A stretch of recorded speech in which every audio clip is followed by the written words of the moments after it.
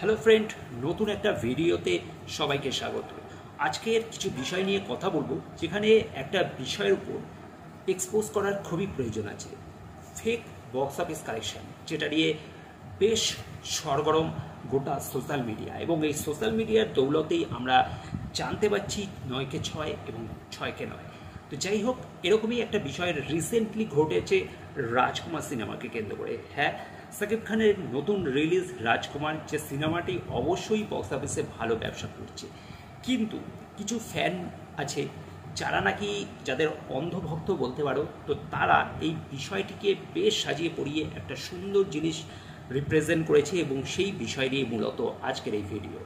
তো আমরা রিসেন্টলি একটা স্ক্রিনশট দেখেছি, যেখানে নাকি উইকিপিডিয়ার হিসেবে যে top highest grossing Bangladeshi movie, সেই লিস্টে দ্বিতীয় স্থান জায়গা করে নিয়েছেন এই রাজকুমার সিনেমাটি, যেখানে প্রথমেই রয়েছে প্রিয়তমা, এবং প্রিয়তমার পরেই আমরা সেখানে দেখতে পাচ্ছি রাজকুমার সিনেমাটিকে। অর্থাৎ প্রিয়তমার বক্স অফিস কালেকশন 43 কোটি টাকা, এবং সেই স্ক্রিনশটে দাবি জানানো হচ্ছে যে রাজকুমার সিনেমার বক্স অফিস কালেকশন 40 কোটি, অর্থাৎ দ্বিতীয় স্থানে রয়েছে।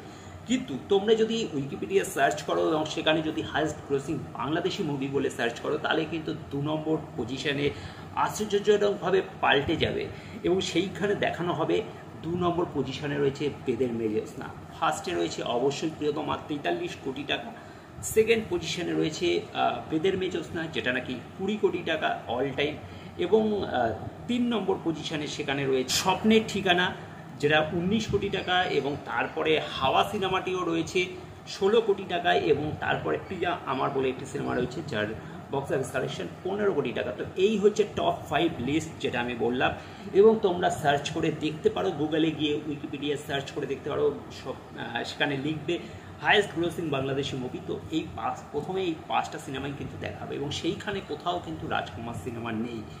কিন্তু আশ্চর্যজনকভাবে যে সেই যে ফ্যান ক্লাব থেকে যারা নাকি এই পোস্টটি করেছিল, সেখানে কিন্তু 2 নম্বরে কিন্তু রাজকুমার সিনেমাটি উঠে এসেছিল, এবং পরে 3 নম্বরে গিয়ে ছিল হচ্ছে বেদের মেয়ে জ্যোৎস্না।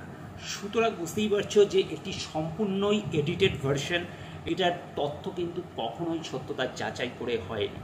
সুতরাং এই বিষয়টির উপর আমার মনে হয় খুব একটা নজরদারি না করাই ভালো। কিন্তু বেশ কিছু ফেলো রিভিউয়ার রয়েছে যারা নাকি এটা নিয়েও বেশ মশলাদার চটপটা নিউজ বার করে একটা বেশ ভালো করে ভিডিও বানিয়ে দিয়েছে, যে সত্যি সত্যি রাজকুমার 40 কোটি টাকা বক্স অফিস কালেকশন করে দিল।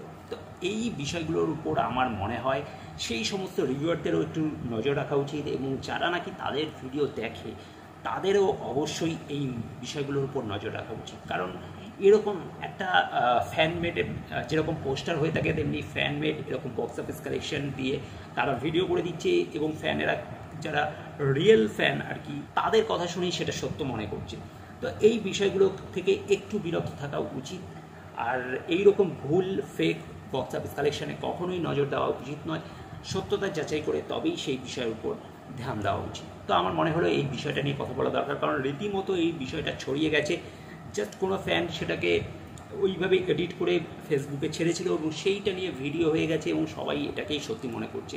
তারা একবার গিয়ে গুগলে কিন্তু চেকও করছে না যে কোনটা আসল কোনটা নকল। তো আমার মনে হয় কোথাও গিয়ে এই বিষয়গুলো একটু নজর রাখা দরকার, কারণ অনেকেই তাদের ভিডিও ফলো করে। তো এই বিষয়ের উপর ভিডিও বানানো হবে, তাদেরও অ্যাটলিস্ট উচিত সত্যতা যাচাই করে নেওয়া। তো যাই হোক, এরকম কোনো কিছু কিন্তু নয়। এখন আমি বলে দিলাম যে অবশ্যই প্রিয়তমা সিনেমাটি কিন্তু অল টাইম ব্লকবাস্টারের খাতিরে যদি আমি দেখি, বাংলাদেশের সর্বকালীন সর্বোচ্চ রেকর্ড বলতে পারো, তো 1 নম্বর পজিশনে আছে, সেটা সত্যতা, সেটা তোমরা উইকিপিডিয়াতে গেলেই বুঝতে পারবে। কিন্তু 2 নম্বরে কিন্তু এখনও পর্যন্ত কিন্তু বেদের মেয়ে জ্যোৎস্নাই সিনেমাটি রয়েছে, তাকে এখনও কেউ সরাতে পারেনি।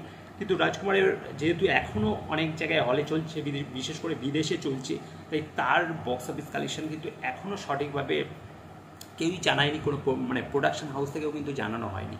তাই ওটা যদি আসে তবে অবশ্যই তোমরা জানতে পারবে। হ্যাঁ, অবশ্যই সিনেমাটি ভালো ব্যবসা করবে, স্বাভাবিক ব্যাপার, কারণ এতদিন ধরে হলে চলেছে, পাশাপাশি বিদেশে চলছে। কিন্তু সেটা কত, সেটা তখনই তোমরা বুঝতে পারবে যখন নাকি অফিসিয়ালি সেটা নিয়ে কোনো আপডেট আসবে, বা কোনো অ্যানাউন্সমেন্ট করা হবে, বা সেটা উইকিপিডিয়াতে আসবে, এবং সেটা আসবে তখনই যখন নাকি সিনেমাটা হল থেকে বেরিয়ে যাওয়ার পর। এখন কিন্তু বক্স অফিস কালেকশন এভাবে জানা যাবে না। তাই এইরকম ফেক ভিডিওর উপর নজর না দিয়ে অথেন্টিক যেগুলো অরিজিনাল তার উপর ভরসা রাখো। তো অবশ্যই এরকম সত্যতা বিষয়ের উপর আমরা নজর রাখি, তাই এই বিষয়গুলো তোমাদের অবশ্যই সাবধান করে দেওয়া উচিত, তাই এই ভিডিওটা বানানো। তো অবশ্যই তোমাদের কি মতামত, তোমাদের কি মনে হয় যে এই রাজকুমার সিনেমাটি কত টাকার ব্যবসা করতে পারে, অবশ্যই কমেন্ট করে জানিও। তো ভিডিওটা ভালো লাগলে লাইক শেয়ার করে দেবে আর চ্যানেলটা সাবস্ক্রাইব করে সাথে থাকবে। Thank you.